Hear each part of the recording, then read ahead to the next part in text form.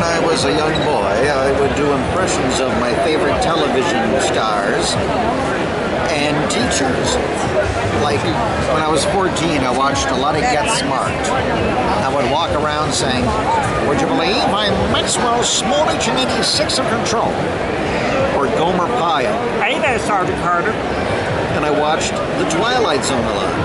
This is Red Sergeant, The Twilight Zone. And I got jobs in different radio stations doing voices, and I found out that was really the only marketable talent I really had.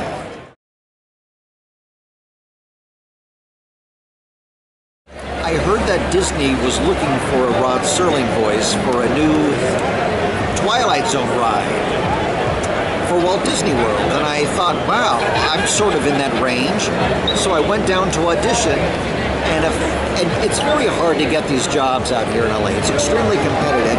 And a few weeks later, I'd completely forgotten about it, but like a few weeks later, that agent called up and said that they really liked it. So I got to go back to Walt Disney Imagineering for a second audition, and it kept getting smaller and smaller. And I finally was picked. I was chosen by Rod Serling's widow, who made the final decision. And it was one heck of an honor because I was always such a Twilight Zone fanatic growing up and a Disneyland fanatic. So it was like my dream job. I've probably been on at least 400 times, Florida and the California ride combined. But there are people that have been on a lot more than that, let me tell you. I worked on a new pirate attraction for Walt Disney World, which is going to open in a few months. But I can't say anything else about that because it's a big top secret thing. Here's another thing I did for Disney. I'm the voice of Friend Owl for Bambi projects. Friend Owl was a guy in the Bambi movie who sounded like an old man.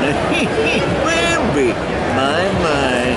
So I'm very vocally versatile. Whatever Disney needs, I could help them out somewhere with voices.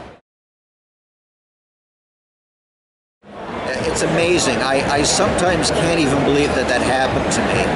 You know, there are so many people in voiceover and so many auditions and things, but to get something where people can sit in a ride, a Disney ride, that is so beautifully put together and hear my voice booming around is beyond anything I ever thought I would ever do.